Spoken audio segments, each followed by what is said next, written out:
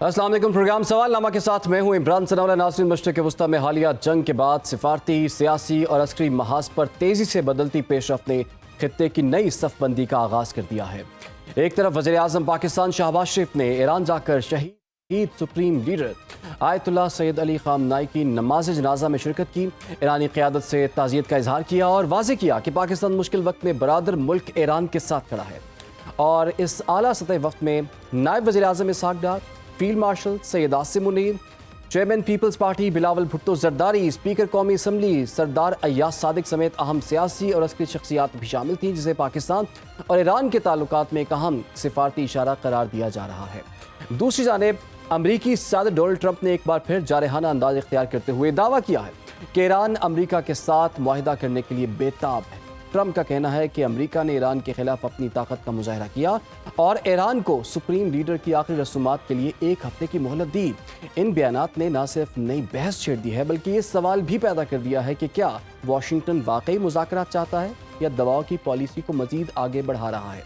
उधर रूस भी खुलकर ईरान के साथ खड़ा नजर आ रहा है और रूस की सलामती कौंसिल के सरबराह सरगई शेगोग ने तेहरान में ईरानी क़यादत से मुलाकातों के दौरान ये कहा है कि अमरीका के खिलाफ जिद्दोजहद में ईरानी कौम कामयाब होगी और रूस ईरान की खुद मुख्तारी, सलामती और इलाकाई इस्तेहकाम की हिमायत जारी रखेगा। दोनों ममालिक ने दिफा, तवानाई, मईशत और इसके अलावा इलाकाई सलामती पर ताउन बढ़ाने के अज़्म का भी इजहार किया है। इसी दौरान ईरान के पार्लियामेंट के स्पीकर मोहम्मद बाक़िर कालिबॉफ का ये कहना है कि जंग के बाद खित्ते की हकीकतें तब्दील हो चुकी हैं और अमरीका को अब नई ज़मीनी हकीकतों को तस्लीम करना होगा। पाबंदियों के खात्मे की राह हमवार हो सकती है और खलीज फारिस और आबनाए हुर्मुज़ में नए इंतजामात के बायस तिजारती और ट्रांजिट ताउन के वसी इम्कानात भी पैदा हो रहे हैं। तो अब सवाल यहाँ पर यह पैदा होता है कि क्या जंग के बाद वाकई मशरिक़ वस्ती का ताकत का तवाज़ुन बदल रहा है? क्या अमरीका अपनी हिकमत अमली तब्दील करने पर मजबूर होगा? रूस, ईरान और चीन के बढ़ते हुए ताउन के खित्ते पर क्या असरात होंगे? और पाकिस्तान की हालिया सिफारती सरगर्मियों का मुस्तकबिल आखिर क्या है? और क्या ईरान वाकई मुज़ाकरात की तरफ जा रहा है या ये सिर्फ सियासी बयानात की जंग है? इसी पर जी बात करेंगे। हमें वाशिंगटन डीसी से फैज़ रहमान साहब ने ज्वाइन कर लिया है। फैज़ साहब, आपके वक्त का बहुत बहुत शुक्रिया। फैज़ साहब, अब इस वक्त अमेरिका की 250वीं जो है तकरीबात जो है एक तरफ वो हो रही हैं और बहुत सी तकरीबात वहाँ पर मनसूख हो चुकी हैं गर्मी की वजह से, और दूसरी तरफ हम देख रहे हैं ईरान में इतने बड़े बड़े इज्तिमात हो रहे हैं और एक अंदाजे के मुताबिक तकरीबन 2 करोड़ लोग जो हैं वो बाहर निकलेंगे और वहाँ पर सुने बड़े बड़े नारे भी लग रहे हैं और अमेरिका मुर्दाबाद और इंतकाम इंतकाम के नारे लग रहे हैं। ओवरऑल अगर देखा जाए तो पूरी दुनिया इन दो इवेंट्स को किस तरह से देख रही है और दुनिया इस जंग का फातेह आखिर किसे समझती है? देखिए, बहुत बहुत शुक्रिया इमरान साहब। बहुत खुशी हो रही है आपसे बात करके। देखिए, असल बात तो ये है कि जहाँ तक जो आपने जो सवाल का आपका दूसरा हिस्सा है कि दुनिया किस तरह से देख रही है, तो इसमें तो कोई शक नहीं कि इस वक्त बिल्कुल एक कंसेंसस ये है कि ईरान को जहाँ तक एक जो स्ट्रेटेजिक जो फ़तह है, यानी वो फ़तह जो उन्होंने एक 100 दिन से ज़्यादा इस्तिक़ामत के साथ खड़े रहे अमेरिका और इज़राइल के सामने, तमाम तर नुकसानात के बावजूद इंतहाई अहम लोगों की का जानी नुकसान हुआ। खुद जैसे कि आपने अभी फरमाया कि इस वक्त ये आयतुल्लाह शहीद ख़ामनाई की जो जनाजे की तकरीबात में आपने कहा कि 2 करोड़ से ज़्यादा लोगों के इज्तिमा जो होने का एक की उम्मीद है वहाँ पर, और फिर उसके अलावा आपने ये भी देखा कि वहाँ पर जिस तरह से कौम इकट्ठी हो गई है।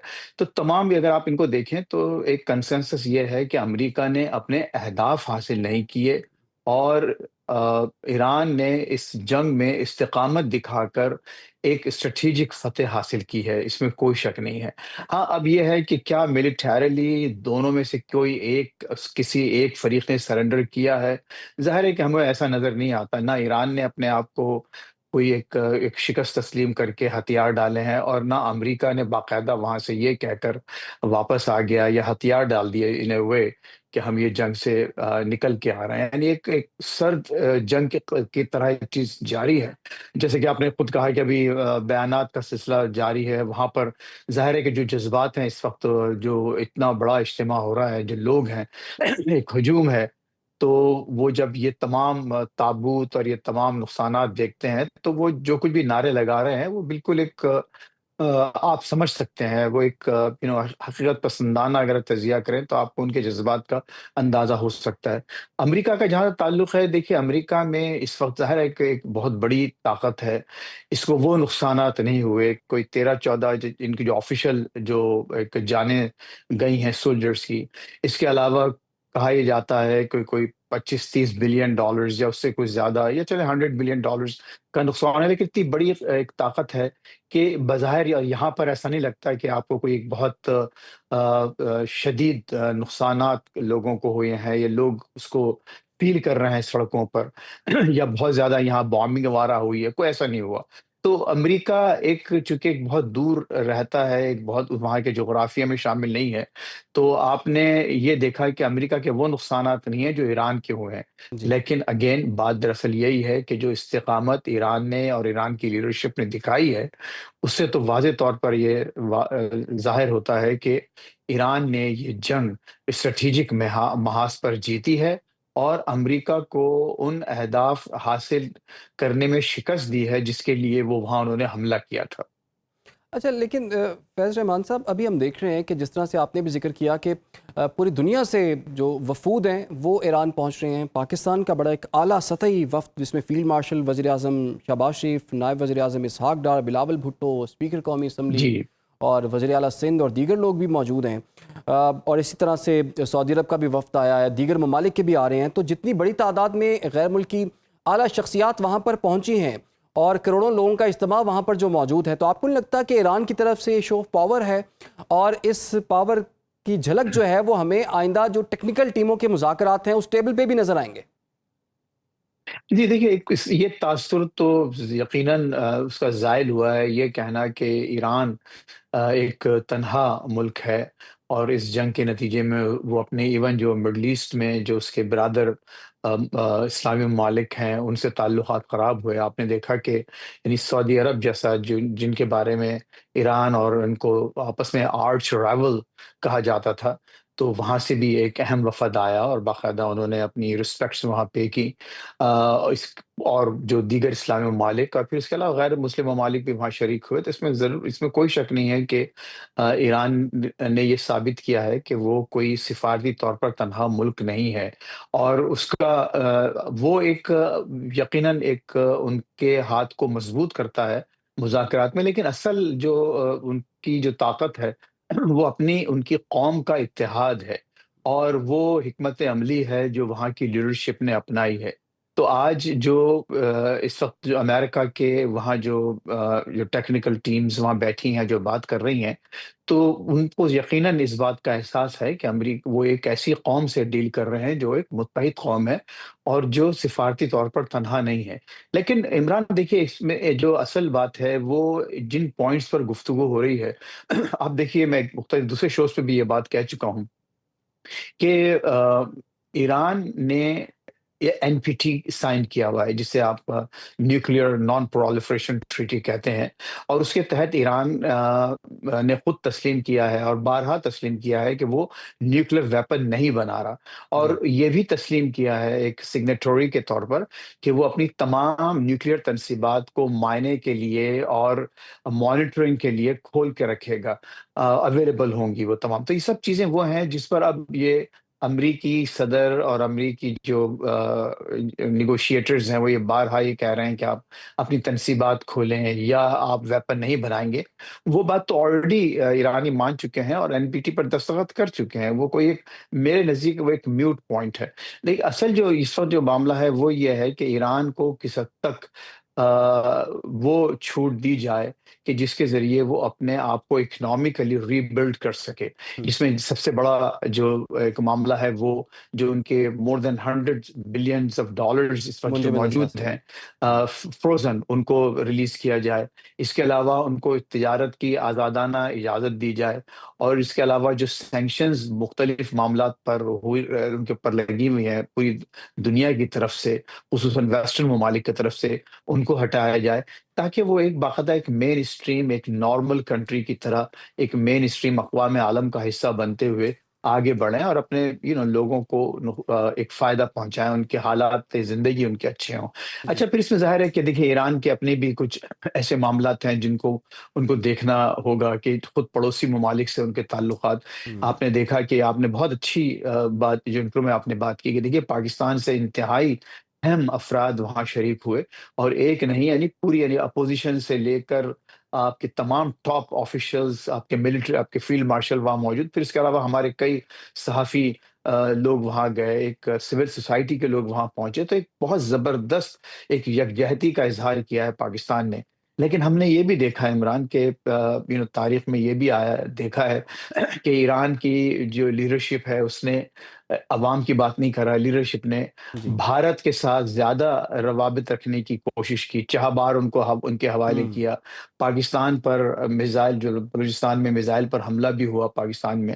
تو یہ وہ تمام باتیں ہیں جو اب ایرانی قوم کو یہ بھی احساس ہے، اور ان کی حکومت کو بھی ہونا چاہیے کہ پاکستان ایک ایسا ملک ہے جس پر وہ ان کو ان کے تعلقات کی ایک نوعیت ڈفرنٹ ہونا چاہیے، اور پاکستان کو جو مسائل جو درپیش ہیں دوسرے خصوصاً افغانستان اور بھارت کی طرف سے، اس میں ایران کو پاکستان کا ہاتھ مضبوط کرنا چاہیے۔ یہ اور بات آپ اس کی وجہ سے فیصلہ اگر بالکل ایسا درست ہے۔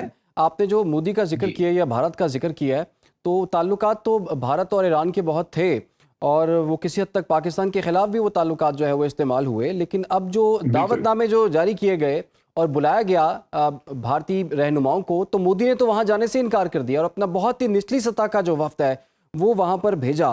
آپ سمجھتے ہیں کہ ایران کو اب سمجھ آ چکی ہوئی ہے؟ ایک تو اس کا تھوڑا سا آنسر دیجیے گا، دوسرا یہ کہ جی ٹرافی جو ہے، ڈونلڈ ٹرمپ کو ٹرافی بڑی عزیز تھی، ٹرافی کس کے ہاتھ میں آپ کو نظر آئی؟ ایران کے ہاتھ میں یا ڈونلڈ ٹرمپ کے ہاتھ میں؟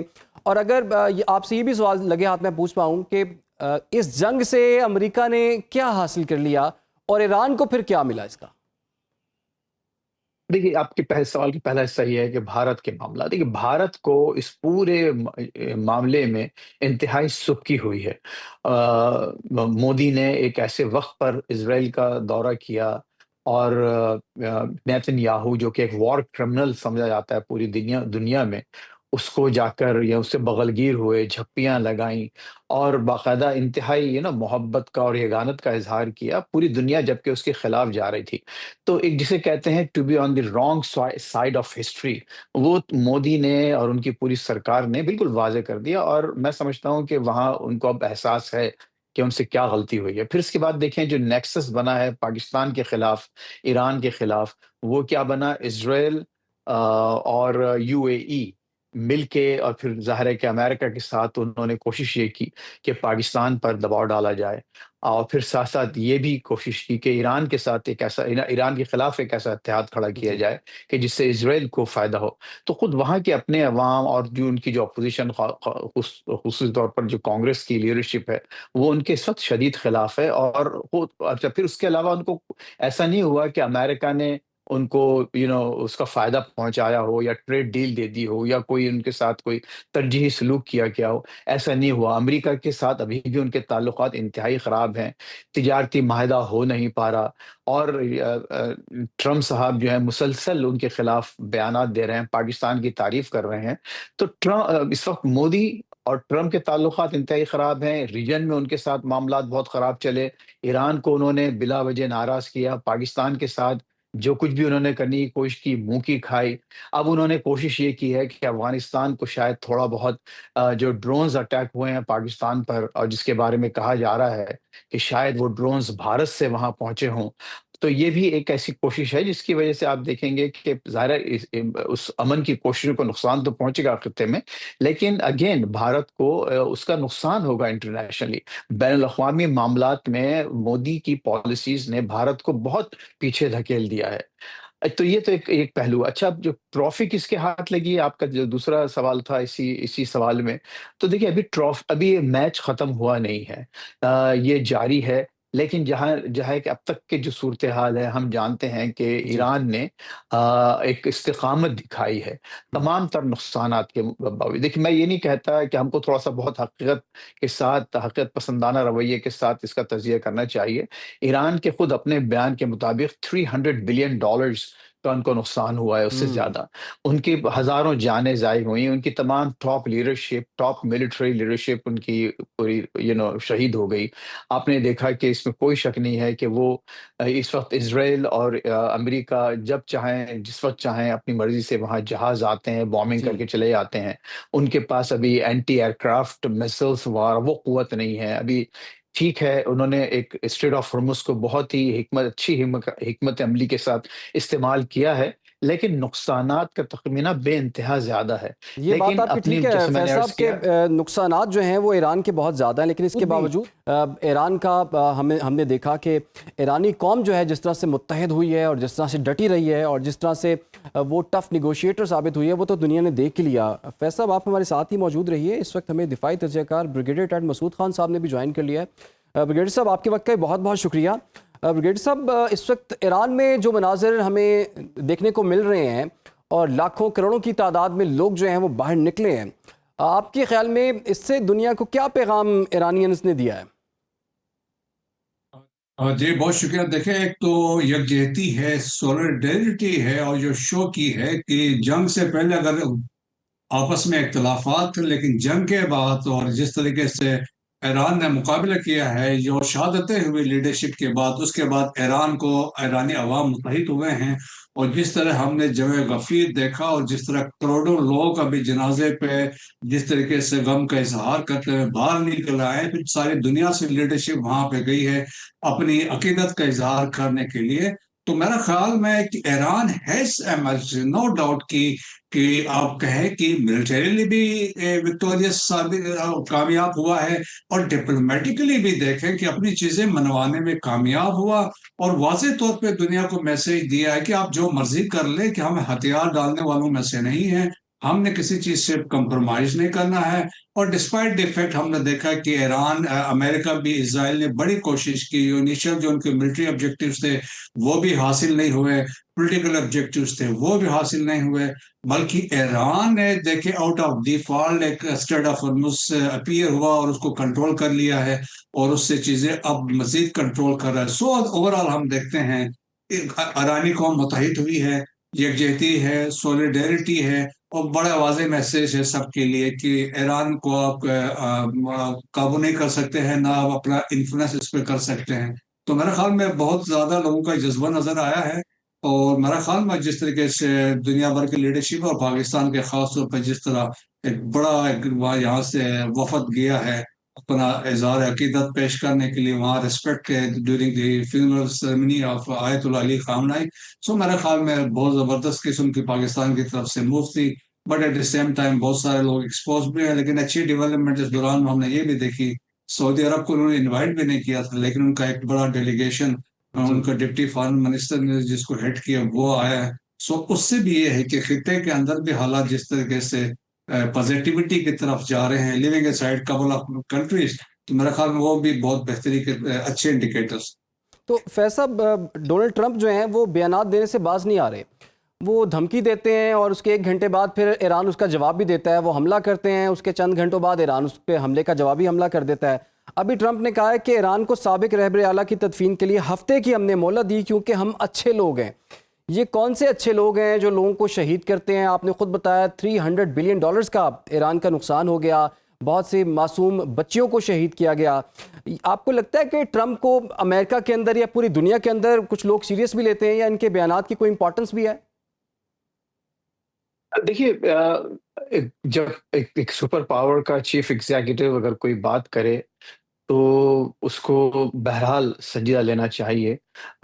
اس میں کوئی شک نہیں کہ جو ان کی ایک ہسٹری ہے، جو تاریخ تو یہ بتاتی ہے کہ وہ بہت غیر سنجیدگی کا مظاہرہ کرتے ہیں. اس کے بہت سے بیانات ایسے ہوتے ہیں جو صرف ایک پبلک کنزمپشن کے لیے ہوتے ہیں، لیکن جب آپ تجزیہ کرنے بیٹھیں تو بہت محتاط تجزیہ کی ضرورت ہے کہ آپ ان کو صرف یہ کہہ کے رد نہیں کر سکتے کسی بات کو کہ اب یہ صرف ایک مزاح کر رہے ہیں یا صرف ایک غیر سنجیدہ بات کر رہے ہیں. تو ایک تو پہلو ان کے بیانات کا یہ ہے کہ بہرحال آپ کو ان کی ہر بات کو سنجیدہ لینا چاہیے.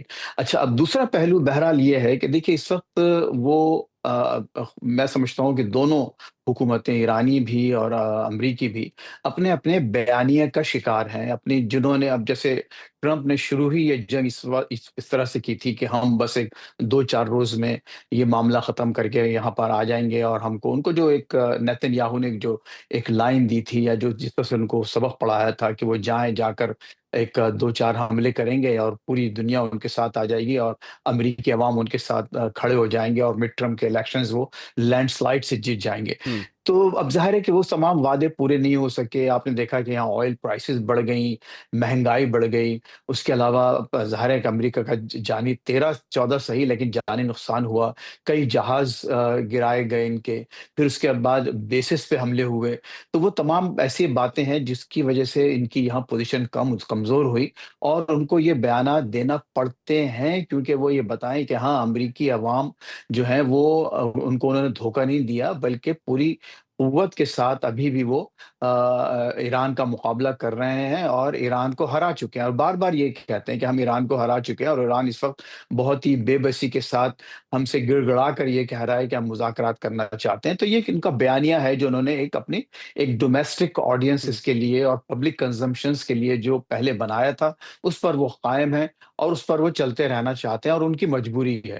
اور ان کی مجبوری ظاہر ہے اس وجہ سے بھی ہے کہ اب 2-4 مہینے میں یعنی نومبر میں آپ کے الیکشنز ہونے والے ہیں. پھر اس کے علاوہ آپ یہ دیکھیے کہ جو ابھی بھی جو معاشی معاملات ہیں امریکہ کے، یہاں کا جو ایک نیشنل ڈیٹ ہے، آپ بس جسٹ امیجن کہ $39 ٹریلین امریکہ کا اس وقت قرضے جو ہیں جی، 39 ٹریلین ہو چکے ہیں.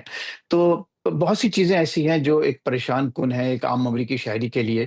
اور جب وہ امریکی صدر سے یہ باتیں سنتے ہیں، خصوصاً وہ لوگ جو ان کے فالوورز ہیں اور جو ان کے کلٹ لائک لیڈرشپ کا شکار ہیں، یا ان کو اس طرح سے محسوس کرتے ہیں کہ بس وہی ان کے تمام دلدر اور تمام مسائل دور کرنے کے حقدار ہیں اور کر سکتے ہیں، تو وہ ان کی جانب دیکھتے ہیں اور وہ ان سے مخاطب ہیں. لیکن اگین صحیح. ہمیں جب ہم تجزیہ کرنے بیٹھے ہیں، خصوصاً I'm sure کہ جب ایرانی اگر بات کر رہے ہیں تو وہ ضرور اس چیز کو دیکھ رہے ہیں کہ بہرحال ایک سپر پاور کا چیف ایگزیکٹو، ایک صدر جس کو ایک بے پناہ اختیارات حاصل ہیں، وہ یہ بات کر رہا ہے، تو اس کو آپ ہلکا نہیں لے سکتے. صحیح. تو یہی وجہ ہے کہ آپ جب پھر دوسری طرف سے بھی بیانات کا وہی سلسلہ دیکھتے ہیں، جو ایک معقول جواب ہونا چاہیے ایرانیوں کی طرف سے، اور کم از بالکل کم جی، بڑا ٹھیک ٹھاک زبان جواب و بیان ایرانینز کی کی حد طرف تک. سے جو ہے ہمیں دیکھنے کو ملا ہے. لیکن بریگیڈیئر صاحب، ابھی آپ نے سعودی عرب کا ذکر کیا کہ سعودی عرب کا ایک اعلیٰ سطحی وفد جو ہے وہ ایران پہنچا. دیگر خلیجی ممالک کے بھی کچھ وفود وہاں پر پہنچے ہیں. سر، ایک طرف تو نظر یہ آ رہا ہے کہ شاید سچویشن جو ہے ان ممالک کے درمیان تعلقات نارملائز ہو سکتے ہیں. پھر ہم نے دیکھا 2 روز پہلے بریگیڈیئر صاحب امریکی سینٹرل کمانڈ کی سربراہی میں مشرق وسطیٰ کے جو 12 ممالک ہیں ان کے فوجی سربراہان کا ایک اجلاس ہوا ہے، اور وہ یہ کہتے ہیں کہ آبنائے ہرمز میں بلا رکاوٹ تجارت جاری رکھنے کے لیے ہم مشترکہ کوششیں جاری رکھیں گے. ایک طرف وہ اجلاس ہو رہا ہے، دوسری طرف وفود بھیجے جا رہے ہیں. اس چیز کا ہم کیا مطلب لیں؟ ایران کے آنے والے دنوں میں خلیجی ممالک کے ساتھ تعلقات کا کیا مستقبل نظر آتا ہے آپ کو؟ جی ہاں، دیکھیں، but at same time build up بھی کر رہا ہے. امریکہ کا USS باکسر ابھی ریسنٹلی خطے میں پہنچا ہے، 2500 میرین اس میں ہیں. اور تو اس کا مطلب کیا ہے؟ وہ بھی ایک ہے کہ آپ بات چیت بھی کر رہے ہیں اور ساتھ ساتھ آپ بلڈ اپ بھی کر رہے ہیں. تو اس سے لوگوں کے بہت سارے مطلب اخذ کر سکتے ہیں. لیکن جہاں تک GCC کنٹریز کی بات ہے، بارکو ریبیو ابھی آپ کو پتا ہے ریسنٹلی وہ خطے میں گئے اور وہاں پہ بحرین میں اس نے GCC فارن منسٹری کے فارن منسٹرز کو ہیڈ کیا. وہاں پہ جو باقی بھی آئے ہوئے تھے ان سے بات کی. لیکن جو جوائنٹ کمیونیکے تھا that was very important, which was rejected by Iran, جس میں انہوں نے کنسرن کا اظہار کیا تھا میزائلس پہ، بیلسٹک میزائلس کے اوپر، ڈرونز کے اوپر. اور پھر then the Iranian proxies in the region پہ اس پہ بات کی تھی. دین دے سیٹ کہ دے ول انشور، دے ڈیمانڈڈ بلکہ فری اور unconditional passage through Strait of Hormuz پہ انہوں نے بات کی ہے. سو اب وہاں پہ یہ پھر امریکہ تو چاہتا ہے، دیکھیں اگر امریکہ یہ انشور نہیں کر سکتا ہے فری اور انکنڈیشنل پیسج، تو امریکہ کی تو ایک اور شکست اس میں مانی جائے گی. اور اوپر سے دیکھیں عمان پہ بڑا پریشر ہے. عمان پہلے ایگری کر گیا تھا ایران کے ساتھ، अब थोड़ा सा वो बैकफुट पे चला गया है। अब वो कहता है टोल टैक्स की जगह कोई मेंटेनेंस फीस लेते हैं, या इस तरह कोई बात होती है, या इन्वायरमेंटल फी के नाम से उन्होंने कहा होगा। लेकिन अमेरिकन ने कहा ये भी हमें एक्सेप्टेबल नहीं है। हम्म। और America is not for the first time इस रीजन में, 1949 से वो स्ट्रेट ऑफ हॉर्मुज के एरिया में उनका इन्फ्लुएंस रहा है, और पास में कार्टर के दौर में भी और रेगन के दौर में भी यहाँ पे दे हैव बीन एस्कॉर्टिंग यहाँ से ऑयल टैंकर्स को यहाँ से लेके जाते रहे। सो इन्फ्लुएंस है। लेकिन मोस्ट इंपॉर्टेंट क्या है, the interest of 6 GCC countries, क्योंकि उनका जो इन और आउट फूड सप्लाई से वो भी इसी के थ्रू है, और उनके जो वहां से ऑयल है, गैस है, फर्टिलाइजर से यहीं से निकलना है। देखिए यूएई के पास और सऊदी अरब के पास देयर इज एन ऑप्शन कि वेस्ट की तरफ वो जाके, उन्होंने ऑलरेडी वो उनके पास है कि रेड सी सऊदीज जाते हैं, जबकि यूएई वाले जाके गल्फ ऑफ ओमान में निकलते हैं। तो वो वहां से जाके अपनी चीजें मैनेज कर सकते हैं। बाकियों के लिए मसला है, कतर के लिए मसला है, कुवैत के लिए मसला है, इराक के लिए। सो मोस्ट इंपॉर्टेंट डेवलपमेंट हमने रिसेंटली देखी, that was Iraq. Hmm. Iraq के जो नए प्राइम मिनिस्टर है अली जैदी, उन्होंने बड़ा कहा है कि ही आल्सो वांट की unconditional and free passage through straight of Hormuz. हाल तो देखिए, इराक से तवक्को ईरान कर रहा था वो उनको सपोर्ट करेगा, तो उस पर वो उन्होंने अपना एक्सटेंड ले लिया है। और फिर उन्होंने ये भी कर रहे हैं कि इराकी प्रॉक्सीज जो इराक के अंदर है, ईरानियन प्रॉक्सीज, उन पे क्रैकडाउन भी जारी है। सो एक नई डेवलपमेंट हो रही है। सो देखिए, 3 इंपॉर्टेंट जीसीसी कंट्रीज है जिनका ईरान के साथ मसला है, जी। यूएई है, कुवैत है और बहरीन है। तो यूएई ने अभी रिसेंटली कोशिश की है कि पैच अप करने के लिए। तो मेरा ख्याल में कि एक बातचीत का सिलसिला तो शुरू है, लेकिन मिसट्रस्ट बहुत ज्यादा है आपस में। दैट्स वाई अभी देखें जीसीसी कंट्रीज ने रियलाइज किया है कि मोर डिपेंडेंस ऑन अमेरिका से निकल के खुद सेल्फ डिफेंस पे और अपना आप को मिलिटरीली स्टेबल करने की कोशिश करें। लाइक यूई की रिपोर्टें आ रही हैं कि दे आर गेटिंग ब्रह्मोस और आकाश इंडिया से लेने की कोशिश कर रहे हैं। लेकिन आप देखेंगे इट विल बी पाकिस्तान जो again it will be Pakistan will be instrumental, इनको पेच अप करवाएगा ईरान के साथ। और जीसीसी को भी और ईरान को ये रियलाइज करना चाहिए, एक दूसरे को अकोमोडेट करना चाहिए, हम्म। क्योंकि जोग्राफी आप चेंज नहीं कर सकते हैं। बिल्कुल। एक और जो फ्यूचर में चीज देखी जा रही है कि लोग अब ये असेस कर रहे हैं कि बाई ईयर 2030 या 35 तक जो डिपेंडेंस है स्ट्रेट ऑफ हॉर्मुज में खत्म हो जाएगी, क्योंकि countries they are working on alternative options, pipeline से और या दूसरे रास्ते से, रेड सी या पाइपलाइन के जरिए मेडिटेरियन तुर्किया से लिंक करके वहां से जी। यूरोप को एग्जिट किया जाए। आपके ख्याल में मुतबादल इंतजामात भी जो हैं वो 2030 तक जो है वो नज़र आएंगे, और उनका ये कुछ ख्याल है कि शायद दोबारा भी हमला हो सकता है, बल्कि तीसरी मरतबा हमला हो सकता है। हमने देखा कि पहले जब 2 दफ़ा मुज़ाकरात हो रहे थे एंड उसी वक्त जो है वो हमले किए गए, अब तीसरी दफ़ा भी मुज़ाकरात जो है वो शुरू होने वाले हैं। ट्रस्ट डेफिसिट बहुत ज़्यादा है, ईरान को कुछ गारंटीज चाहिए, टेक्निकल टीमें जो हैं वो कुछ रोज़ के बाद जो हैं वो दोबारा से बैठेंगी। देखना होगा कि 60 रोज़ में कुछ नतीजा खेज़ मामला आगे बढ़ते हैं नहीं बढ़ते। इस पर मज़ीद भी बात करेंगे। फैज़ साहब भी हमारे साथ मौजूद हैं और ब्रिगेडियर साहब भी हमारे साथ मौजूद हैं। फिलहाल एक छोटी सी ब्रेक। Welcome back. गुफ्तगू के सिलसिले को आगे बढ़ाते हैं। अच्छा फैज़ साहब, आपको क्या लगता है, क्योंकि डोनाल्ड ट्रंप जो हैं वो किसी हद तक बेसब्रे भी हैं। हमने देखा कि जब आबनाए हुर्मुज़ खुल गई उसके बाद भी उन्होंने कहा कि जी आबनाए हुर्मुज़ में एक सिंगापुर का जहाज़ था जी, उसको टारगेट किया गया ईरानियंस ने, तो डोनाल्ड ट्रंप ने फिर दोबारा से हमले कर दिए, फिर उसके जवाब में ईरान ने दोबारा से हमले कर दिए। तो आपको क्या लगता है, कुछ चांसेस नज़र आते हैं आपको दोबारा हमला हो सकता है, ये जंग दोबारा से छिड़ सकती है? बिल्कुल छिड़ सकती है। ऐसा तो नहीं होगा कि बाकायदा कोई फुल फ्लेज्ड वॉर हो, लेकिन आप वही जो जैसा अभी आपने फरमाया कि जो टिट फॉर टैट जो हमले दोनों तरफ से हम्म। जारी रह सकते हैं, और उसकी वाज़ेह इम्कानात भी मौजूद हैं। देखिए, जो असल बात की, और ब्रिगेडियर साहब ने भी एक बहुत अच्छा पूरा अहाता किया तमाम जो सिक्योरिटी मामलात का है, और एक नया जो वहाँ एक पैराडाइम शिफ्ट आ रहा है। इस वक्त ईरान के पास, और वो मेमडेव जो अपने Russian former prime minister and president वहाँ मौजूद थे, और जिन्होंने एक बयान दिया वापसी में, उन्होंने कहा कि जो असल न्यूक्लियर वेपन इस वक्त ईरान के पास स्ट्रेट ऑफ हॉर्मुज़ है। तो हम्म। ईरान ने जो लेवरेज स्ट्रेट ऑफ हॉर्मुज़ का इस्तेमाल किया है पूरे मामलात में, वो इंतहाई एक ज़ीरक ये समझिए कि एक टैक्टिक रही है उनकी, और वो हरगिज़ नहीं चाहते कि वो लेवरेज वो खो दें इस पूरे मामले में।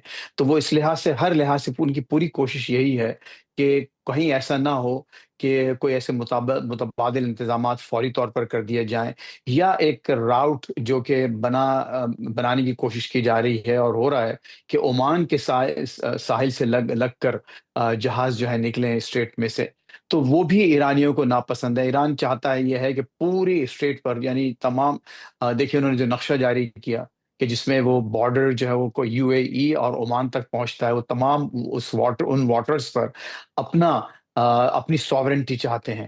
اچھا، اب وہ کس حد تک ممکن ہے وہ تو ظاہر ہے کہ میں نہیں سمجھتا کہ دوسری انٹرنیشنل پاورز، امریکہ اور خود ریجنل جو ممالک ہیں انکلوڈنگ پاکستان، وہ اس بات کو تسلیم کریں گے کہ ایون عمان کی سائڈ سے بھی آپ جہاز نہیں گزار سکتے، کیونکہ وہ اسٹریٹ کا حصہ ہیں اور ایران پر اس کی سوورنٹی تسلیم کی جائے۔ تو یہ شاید ایک لیوریج کے طور پر ضرور استعمال کیا جا رہا ہے اس پوائنٹ کو، ایک نیگوشیٹنگ ٹیکٹک ضرور ہو سکتی ہے، لیکن practicality is not possible, number one. Number two یہ کہ اب جو بات فیس کی اور ٹولز کی جو کی جا رہی ہے، دیکھیے کہ سب پوری دنیا میں کنسنسس یہ ہے، بریگیڈیئر صاحب نے فرمایا کہ عمان کسی حد تک شامل تھا لیکن اب وہ بھی پیچھے ہٹ گیا ہے، اور پھر دیکھیے عمان کے آپ کے سلطان تھے، وہ اس وقت وہاں بیٹھے لندن میں بیٹھ کے ان کے مذاکر، ان کو وہاں بلایا گیا یا وہ خود گئے، تو معاملات پیچھے سے جاری ہیں، بیک ڈور ڈپلومیسی بھی ہو رہی ہے، ساتھ ساتھ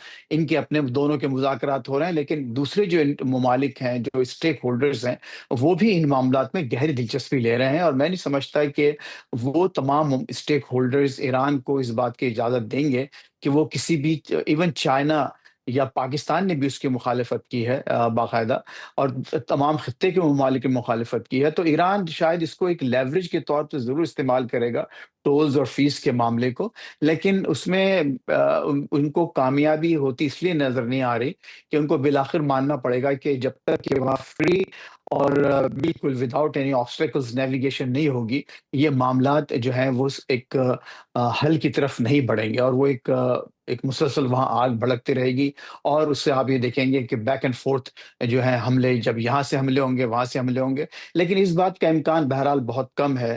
خود جو امریکہ کے جو حالات میں دیکھتا ہوں کہ یہاں پر اب وہ ایپیٹائٹ نہیں ہے کہ اب امریکی صدر باقاعدہ جا کر پوری طرح سے فوج کو، یہ الگ بات ہے کہ وہاں پر ایک ضرور بلڈ اپ موجود ہے، وہاں سے فوجیوں کو ہٹایا گیا نہیں ہے، لیکن بیسز متاثر ہوئے ہیں، بے پناہ نقصانات ہوئے ہیں، تو ابھی امریکنز میں وہ ایپیٹائٹ نہیں ہے کہ دوبارہ ایک بھرپور جنگ کی طرف لوٹیں۔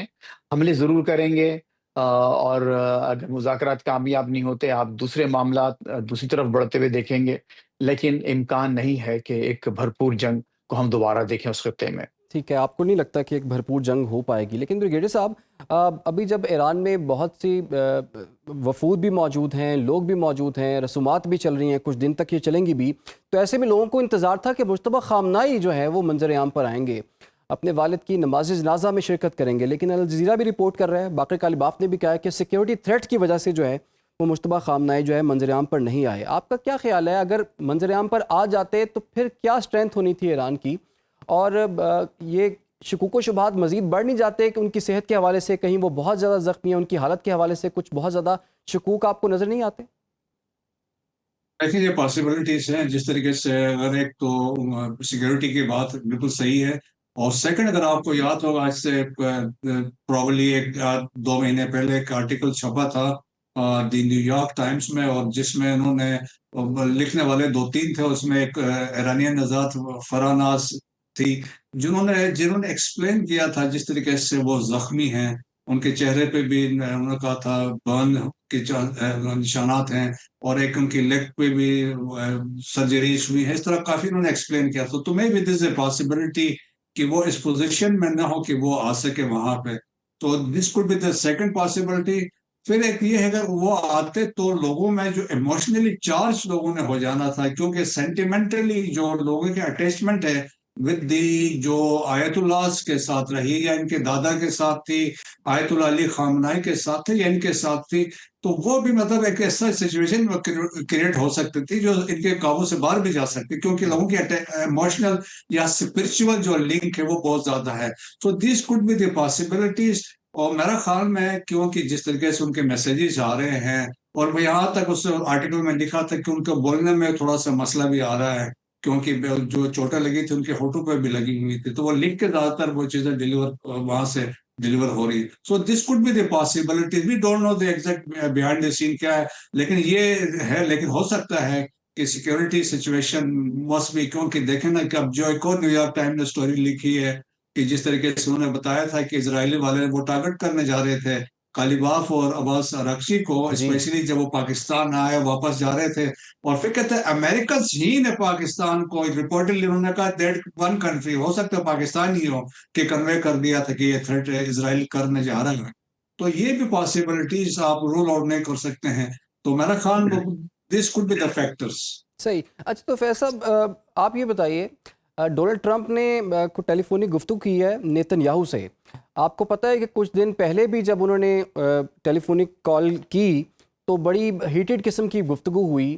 ڈونلڈ ٹرمپ نے نیتن یاہو کو پاگل بھی کہا اور یہ بھی کہا کہ میری وجہ سے تم جیل سے باہر ہو، اور پھر یہ بھی کہا کہ اسرائیل کا وجود جو ہے وہ امریکہ کی وجہ سے ہے.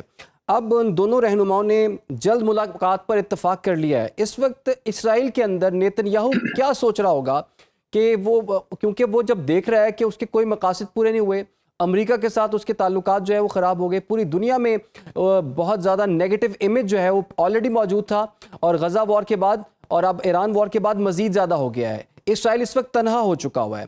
تو آپ کے خیال میں اسرائیل کے پاس کیا آپشنز ہیں؟ نیتن یاہو کیا پلان کر رہے ہیں؟ دیکھیے عمران، اس وقت جو سب سے بڑا جو لوزر، بگیسٹ لوزر پورے اس کرائسس میں، اس پورے کانفلکٹ میں اگر کوئی رہا ہے تو وہ اسرائیل رہا ہے، اور اس کا وزیر اعظم نیتن یاہو. ان سب سے زیادہ جو نقصان اس ملک کا ہوا ہے ہر لحاظ سے.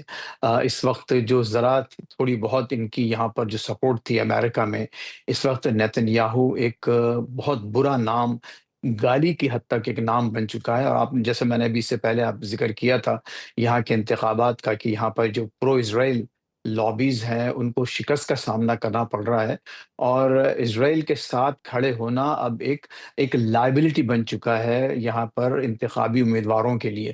آج تک ایسا کبھی نہیں ہوا کہ امریکی عوام نے اسرائیل کے مقابلے میں فلسطینی عوام کے ساتھ زیادہ ہمدردی اور زیادہ ایک اچھائی کا مظاہرہ کیا ہو. جتنے بھی پبلک جو اوپینین سروے آ رہے ہیں اس میں اسرائیل کو جو ہے وہ انتہائی ایک لو لیول پر دکھایا جا رہا ہے. اور تمام وہ پولیٹیشنز جنہوں نے اسرائیل نواز لابیوں سے پیسے لیے ہیں، ڈونیشنز لی ہیں، یا جو پرو اسرائیل لابیز ان کو سپورٹ کرتے ہیں جن پولیٹیشنز کو، وہ انتہائی برے حالات میں ہیں اور انتخابات ہار رہے ہیں. تو ہر لحاظ سے پھر آپ دیکھیے کہ انٹرنیشنل دوسرے ممالک میں جو حال ہوا، پھر خود ان کے اپنے جو فوجی نقصانات ہوئے. پہلی دفعہ ایسا ہوا کہ اسرائیل کو اس بری طرح سے ایک اتنی دور سے ایرانی میسلز نے ہٹ کیا ہو اور باقاعدہ نقصانات ہوئے. ایسا نہیں ہوا کہ ایک چھوٹے موٹے ادھر ادھر ایک ڈرونز گرا دیے گئے ہوں، بلکہ ان کے مین جو سٹیز ہیں، اصل بڑے بڑے شہروں میں، وہاں پر جانی نقصان ہوا، مالی نقصان ہوا، وہاں سے لوگ چھوڑ کے بھاگے ہیں.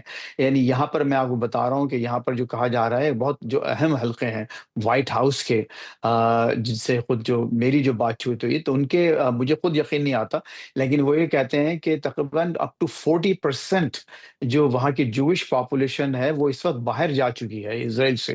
تو ہر لحاظ سے نیتن یاہو کی پوزیشن بہت خراب ہے. اکتوبر میں ان کو الیکشنز کا سامنا کرنا پڑ رہا ہے، لگتا یہی ہے کہ وہ ہار جائیں گے، یہ بھی کہا جا رہا ہے. بلکہ خود ٹرمپ نے ایک بیان میں یہ بھی کہا تھا کہ ان کو امید ہے کہ شاید اس وقت اب دوبارہ نیتن یاہو انتخابات میں نہ کھڑے ہوں. یہ جو بات چیت ہو رہی ہے ان دونوں میں، یہ بھی ہو سکتا ہے کہ اب ظاہر ہے کہ ٹرمپ ان کو سپورٹ کرنے کے لیے تیار نہیں ہے، اور ٹرمپ اگر ان کو سپورٹ نہیں کرتے ہیں تو ان کے انتخابات پہ ڈیفینیٹلی اثر پڑے گا. ہو سکتا ہے کہ دوبارہ نہیں بنے، اور اگر وہ دوبارہ نہیں بنتے ہیں پرائم منسٹر تو پھر ظاہر ہے کہ وہ جیل جائیں گے اور ان کی سیاسی زندگی کا مکمل خاتمہ ہو تو جائے لیکن گا. فیصل صاحب، اور پھر جو اسرائیل میں جو جی امریکی سفیر ہیں نا، انہوں نے بڑا عجیب سا بیان دیا ہے. انہوں نے کہا ہے کہ امریکہ اسرائیل کی وجہ سے ہے. ڈونلڈ ٹرمپ کہتے ہیں کہ اسرائیل امریکہ کی وجہ سے ہے، لیکن جو امریکی سفیر ہیں انہوں نے اسرائیل میں بیٹھ کے بیان دیا ہے کہ امریکہ اسرائیل کی وجہ سے ہے. تو اس میں آپ کو کیا پیغام نظر آتا ہے؟ تو عمران، مائک حقبی صاحب جو ہیں امبیسڈر ہیں، وہ ایک ایکچولی مذہبی جنونی، ایک کرسچن مذہبی جنونی ان کے طور پہ کہا جاتا ہے ان کو، اور وہ اس لابی کا حصہ ہیں جو ایک زائنسٹ ہیں، اور خود کرسچن زائنسٹ اپنے آپ کو کہتے ہیں، اور وہ لابی ہے یہاں پر ایونجیلیکلس کی، جو مذہبی بنیاد پرست فنڈامنٹلسٹ ہیں امریکہ میں، خصوصاً کرسچنز، جن کا خیال یہ ہے کہ اسرائیل کا ہونا اس لیے ضروری ہے کہ جب تک اسرائیل میں تمام یہودی اکٹھا نہیں ہوں گے، پھر جی دوبارہ حضرت عیسیٰ علیہ السلام تشریف لائیں گے اور تمام یہودیوں کو ماریں گے، اور عیسائیوں کو پوری دنیا میں جو ہے وہ کرسچینٹی قائم ہوگی۔ یہ ان کا ایک باقاعدہ نظریہ ہے، اور یہ اس کے پیروکار ہیں مائک حقبی صاحب۔ اور اچھا، دوسرا اس کا پہلو یہ ہے کہ کسی حد تک چونکہ وہاں بیٹھے ہوئے ہیں، آپ دیکھیے خود ٹرمپ کے لیے کوئی بڑی بات نہیں ہے کہ آل ہی ہیز ٹو ڈو، جیسے ایک لائن کا ٹویٹ کیا جائے گا، بھائی ٹھیک ہے واپس آ جاؤ، یا اس کو شٹ اپ کال دیں۔ ان کو باقاعدہ کہا گیا ہے ٹھیک ہے آپ باتیں کریں ایسی، ان کو اجازت دی گئی ہے۔ اس کی وجہ یہ ہے کہ وہاں پر ایک اگین اسرائیلی عوام کو تھوڑا بہت ایک پیسیفائی کرنے کے لیے، ان کو تھوڑا سا ٹھنڈا رکھنے کے لیے، کیونکہ ٹرمپ نے جو پوزیشنز لی ہیں اس سے وہاں بڑی شدید ایک اینگزائٹی، ایک بے چینی پائی جاتی ہے وہاں اسرائیلی عوام میں۔ تو مائک حقبی کا ایک رول یہ بھی ہے، صحیح اور ظاہر ہے کہ وہ رول ایسا ہے جو ان کے اپنے جو نظریات ہیں، جو ان کے ایک انتہا پسندانہ نظریات ہیں مذہبی، وہ بہت قریب ہیں، تو اس لیے وہ بہت اچھا کام کر رہے ہیں اس معاملے میں۔ لیکن کوئی بھی ان کو امریکہ میں بھی، میں سمجھتا ہوں کہ شاید کوئی ایک ایون جو کوئی ریپبلکن جو ان کی اپنی پارٹی کا ممبر ہے، اس کو سیریس لیتا ہے اس بات پر، اور صحیح پوری دنیا کو معلوم ہے کہ ایسا نہیں ہے، یہ اٹس اے جوک، وہ جو کہہ رہے ہیں کہ امریکہ جو ہے وہ اسرائیل کی وجہ سے قائم ہے۔ جی امریکہ آج امریکہ کا یہاں 4 جولائی ہے، اور 250واں یوم آزادی ہے۔ 1948 میں ایک بننے والا ملک اور 250 سال پہلے بننے والا ملک، مطلب یہ کچھ ان کو خود حقائق بالکل کا علم ہے، لیکن ایک ظاہر ایک سیاسی اور ایک جذباتی انداز سے وہ باتیں کرتے ہیں، اور لوگوں ٹھیک کو ہے، یہ صرف وہاں کوئی ایک سیاسی مطمئن بیان کرنے آپ کی کو نظر کوشش کی آتا ہے۔ جا رہی بہت بہت ہے۔ شکریہ جی آپ کا فیض صاحب، رحمان میں وقت دیا۔ بریگیڈیئر مسعود خان صاحب، آپ کا بھی بہت بہت شکریہ۔ اور ناظرین، دیکھنا ہوگا کہ آنے والے دنوں میں جو ٹیکنیکل ٹیموں کے جو مذاکرات ہیں اس میں سے کیا نکلتا ہے، اور دوبارہ حملے کے کتنے چانسز نظر آتے ہیں، اور ان مذاکرات کی کامیابی کیا چانسز ہیں، تو آنے والا وقت ہی بتائے گا۔ فی الحال ایک چھوٹی سی بریک، آپ لوگ ہمارے ساتھ۔ Welcome back. لاہور میں 2 غیر ملکی خواتین سے مبینہ اغوا، تشدد اور جنسی زیادتی کے کیس نے نہ صرف قانون نافذ کرنے والے اداروں بلکہ پورے ملک میں ایک نئی بحث چھیڑ دیا۔ اب کیس میں ایک متاثرہ خاتون کا مجسٹریٹ کے سامنے ریکارڈ کرایا گیا بیان بھی اب سامنے آنے کے بعد تحقیقات ایک نئے مرحلے میں داخل ہو چکی ہیں، جبکہ عدالت میں قانونی کارروائی بھی اس وقت جاری ہے۔ دوسری جانب یہ معاملہ اب سیاسی رنگ بھی اختیار کرتا جا رہا ہے۔ مختلف سیاسی رہنماؤں کی جانب سے اس کیس پر بیانات سامنے آ رہے ہیں۔ سینیٹر فیصل واؤڈا نے سوشل میڈیا پر حکومت کو تنقید کا نشانہ بناتے ہوئے اعلیٰ سطح پر جواب دہی کا مطالبہ کیا ہے، جبکہ شیر افضل مروت نے بھی اس معاملے پر شفاف اور غیر جانبدار تحقیقات کی ضرورت پر زور دیا۔ تاہم ان سیاسی بیانات کے باوجود اصل سوال تو یہی ہے کہ تفتیش کہاں تک پہنچی ہے، عدالت میں کیا شواہد موجود ہیں، اور انصاف کے تقاضے کس طرح پورے ہوں گے۔ ان تمام پہلوؤں پر بات کریں گے۔ اس وقت ہمیں اسٹوڈیوز میں جوائن کر لیا ہے کرائم رپورٹر ہیں مرزا رمضان بیگ صاحب۔ مرزا صاحب، اس کیس میں ابھی تک کیا پیش رفت ہوئی ہے؟ کتنے لوگوں کو گرفتار کیا ہے؟ کن کن بندوں کا رول تھا، اور کن کن اعلیٰ شخصیات سے ان کے تعلق تھے؟ جی بہت شکریہ جی۔ یہ ایک بڑا کہہ سکتے ہیں ہم کہ ایک ٹیسٹ کیس بھی اس کو کہہ سکتے ہیں، جس کی سمجھ لے کے ہر جگہ پہ ڈسکس ہو رہا ہے یہ کیس کہ اصل حقائق کیا ہیں، کہ غیر ملکی خواتین کو کس طرح اغوا کیا گیا اور پھر ان کو زیادتی کا نشانہ بنایا گیا۔ ہر طرف یہ بحث چھڑی ہوئی ہے، لیکن میں بتاتا چلوں کہ یہ اس میں اب تک 5 ملزمان کو گرفتار کیا جا چکا ہے۔ دوسرا، اس میں جو میڈیکل ہونا تھا وہ میڈیکل بھی کروا لیا گیا ہے، جس کی رپورٹ بھی آ گئی، اور اس میں یہ کہا گیا ہے کہ 3 لوگوں نے اجتماعی جنسی زیادتی کا نشانہ بنایا گیا خاتون کو۔ دونوں خواتین کو یا ایک خاتون؟ ایک خواتین کو، ٹھیک ہے۔ اب دوسری اس میں بات یہ ہے کہ جو ملزمان تھے، جن میں 3 جنہوں نے گینگ ریپ کیا، اور جہاں تک وہ رضا ڈار کا تعلق ہے اس میں وہ ثابت نہیں ہوا، اس نے زیادتی نہیں کی۔ ٹھیک۔ ان 3 لوگوں کا آیا ہے، لیکن اس میں ایک اہم بڑی امپورٹنٹ نقطہ جو میں آپ کے سامنے رکھنا چاہ رہا ہوں، اس میں یہ ہے، ہاں اغوا برائے تاوان جو مانگا گیا وہ رضا ڈار کی جانب سے مانگا گیا، جس میں تقریباً کوئی $15 لاکھ کا ڈیمانڈ کی گئی تھی۔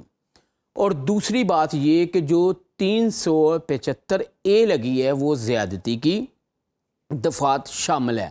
جب ہم نے آفیسران سے بات کی تو ان کا یہ کہنا تھا کہ جو رضا ڈار ہے وہ اغوا برائے تاوان میں تو شامل ہے اور نامزد ملزم ہے، لیکن زیادتی کیونکہ جب میڈیکل ہوا تو اس میں وہ نہیں آیا۔ اب دوسرا پوائنٹ یہ ہے کہ جو DNA کروایا گیا ہے، فرانزک ہو رہی ہے، جو موبائل ہے ملزمان کے وہ فرانزک میں چلے گئے ہیں، DNA بھی ہو گیا ہے اور ادھر خواتین کا بھی DNA ہو گیا۔ اب جب اس کی رپورٹ آئے گی تو اس کے بعد مزید تفتیش کو آگے بڑھایا جائے گا۔ تو مرزا رمضان بیگ صاحب یہ بتائیے، ہمیں تو یہ پتہ چلا ہے یہ تمام لوگ آپس میں بزنس پارٹنر ہیں، یہ خواتین ان کے ساتھ بزنس بھی کیا کرتی تھیں اور 2025 سے ایک دوسرے کو جانتے بھی تھے۔ پھر انہی ملزمان جن کا آپ نے ذکر کیا ہے، انہوں نے انہی 2 خواتین کا ویزا بھی لگوایا، یہ کچھ دن پہلے یہ مری بھی سیر کر کے آئے ہیں۔ تو یہ کیسا اغوا برائے تاوان تھا کہ انہی کے کہنے پر وہ یہاں بھی آئی ہیں، بزنس پارٹنر بھی ہیں؟ اصل میں رولا ہے کیا بیچ میں؟ یہ بڑا اچھا پوائنٹ آپ نے بتایا اور اس کی میں ذرا تفصیلی آپ کو یہ ڈیٹیل بتاتا ہوں کہ یہ ہے کیا۔ بیسیکلی یہ کام تھا کرپٹو کرنسی کا، اور 2025 میں یہ جو خواتین ہیں ان کا تعلق سنگاپور میں رضا ڈار سے بنا۔ اب وہاں سے لے کے اب تک ان کا کرنسی کا کام چل رہا تھا، انویسٹمنٹ ہو رہی تھی، وہ ان میں کر رہے تھے، مزید بھی لوگوں سے کروا رہے تھے۔ اچھا، دوسری بات یہ کہ بالکل ٹھیک ہے کہ ویزا بھی انہوں نے لگوایا، یہاں تک کہ جو رضا ڈار کا رائٹ ہینڈ تھا اس کا نام ہے احمد، وہ ایئرپورٹ سے ان کو لے کے آتا ہے اور وہاں فلیٹ تک پہنچاتا ہے اور اس کے بعد وہ چلا جاتا ہے۔ اس کے بعد کیا ہوتا ہے کہ جو گارڈز ہوتے ہیں پرائیویٹ وہ بھی اس فلیٹ میں آ جاتے ہیں اور وہاں پر پھر یہ معاملہ شروع ہوتا ہے کہ گینگ ریپ بھی ہوا ہے، اور دوسرا وہ ان کو جو ہے برا بھلا بھی کہا گیا ہے۔